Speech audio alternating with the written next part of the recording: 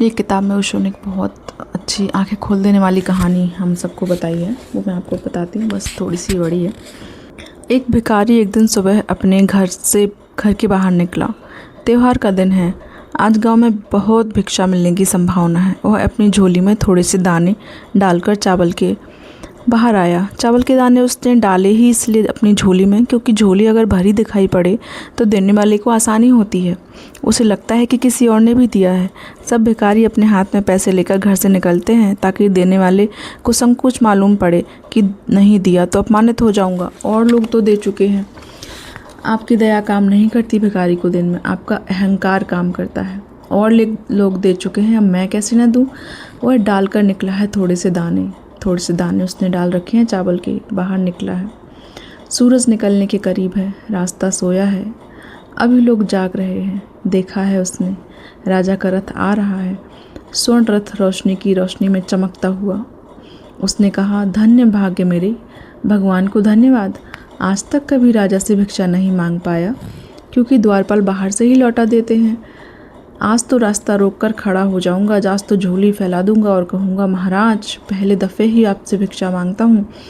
फिर सम्राट तो भिक्षा देंगे तो वह कोई ऐसी भिक्षा तो ना होगी, जन्म जन्म के मेरे दुख पूरे हो जाएंगे।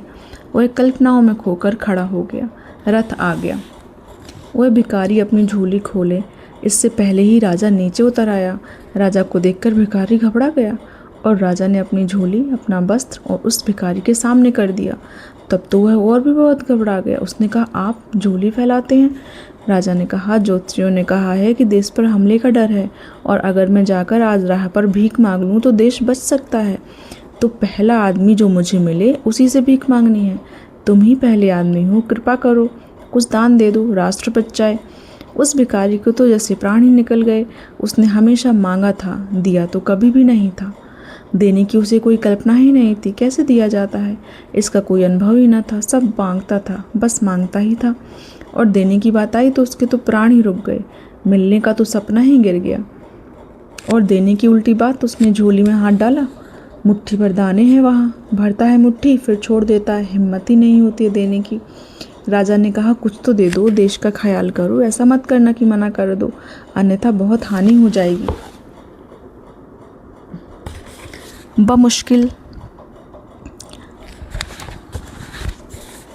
बमुश्किल बहुत कठिनाई से एक दाना भर उसने निकाला और राजा के वस्त्र में डाल दिया। राजा रथ पर बैठा, रथ चला गया। धूल उड़ती रह गई और साथ में दुख रह गया। एक दाना अपने हाथ से आज देना पड़ा। भिखारी का मन देने का नहीं होता। दिन भर भीख मांगी, बहुत भीख मिली, लेकिन चित्त में वही बना रहा कि एक दाना चला गया। कितना ही मिल जाए आदमी को, जो मिल जाता है उसका धन्यवाद नहीं देता। जो नहीं मिल पाया, जो छूट गया, जो नहीं है पास, उसकी पीड़ा होती है। लौटा सांझ दुखी, इतना कभी नहीं मिला था। झोला पाकर पटका। पत्नी तो नाचने लगी। कहा, इतनी भीख मिल गई आज। उसने कहा, नाच मत पागल, तुझे पता नहीं है एक दाना कम है जो अपने पास हो सकता था। फिर झोली खाली, सारे दाने गिर पड़े। फिर वह भिखारी छाती पीट कर रोने लगा। अब तक तो सिर्फ उदास था, अब रोने लगा। देखा कि दानों की उस कतार में, उसे भीड़ में, उस ढेर में एक दाना सोने का हो गया है। तब तो वह चिल्ला चिल्ला कर रोने लगा कि मैं अवसर चूक गया, बड़ी भूल हो गई। मैं सब दाने दे देता तो वे सब सोने के हो जाते, लेकिन कहाँ खोजूँ अब उस राजा को? कहाँ जाऊँ? कहाँ वह रथ मिलेगा? कहाँ राजा द्वार पर हाथ फैलाएगा?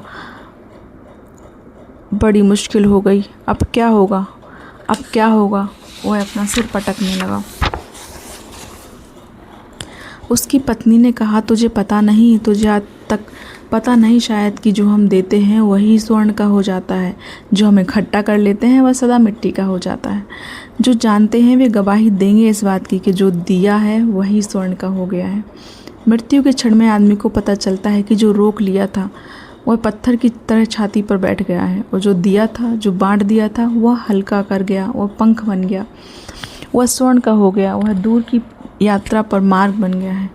लेकिन स्त्री का पूरा व्यक्तित्व ही देने वाला होता है, और अब तक हमने जो दुनिया बनाई है वह लेने वाले व्यक्तित्व की ही है। लेने वाले व्यक्तित्व के कारण पूंजीवाद है, लेने वाले व्यक्तित्व के कारण साम्राज्यशाही है, लेने वाले व्यक्तित्व के कारण युद्ध है, हिंसा है। क्या हम देने वाले व्यक्तित्व के आधार पर कोई समाज का निर्माण कर सकते हैं?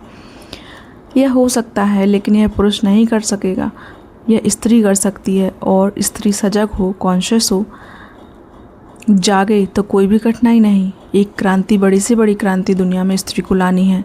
वह यह है कि एक प्रेम पर आधारित देने वाली संस्कृति जो मांगती नहीं, इकट्ठा नहीं करती, एक ऐसी संस्कृति निर्मित करनी है। ऐसी संस्कृति के निर्माण के लिए जो भी किया जा सके वह सब, उस सबसे बड़ा धर्म स्त्री के सामने आज और कोई नहीं है। यह बात थोड़ी सी मैंने कही, पुरुष के संसार को बदल देना आमूल है। स्त्री के हृदय में जो छिपा है उसकी छाया को फैलाना है, उस वृक्ष को बड़ा करना है, तो शायद एक अच्छी मनुष्यता का जन्म हो सकता है। ये थोड़ी सी बात मैंने कही, तो शायद एक अच्छी मनुष्यता का जन्म हो सकता है। स्त्री के जीवन और चेतना की क्रांति सारी मनुष्यता के लिए क्रांति बन सकती है। कौन करेगा लेकिन यह? स्त्रियां ना सोचती, ना विचारती, स्त्रियां न इकट्ठी हैं, ना उनकी कोई सामूहिक आवाज़ है, ना उनकी कोई आत्मा है। शायद पुरानी पीढ़ी नहीं कर सकेगी, लेकिन नई पीढ़ी की लड़कियां कुछ अगर हिम्मत जुटाएंगी और सिर्फ पुरुष होने की नकल और बेवकूफ़ी में नहीं पड़ेंगी, तो यह क्रांति निश्चित हो सकती है। उनकी तरफ बहुत आशा से भरकर देखा जा सकता है।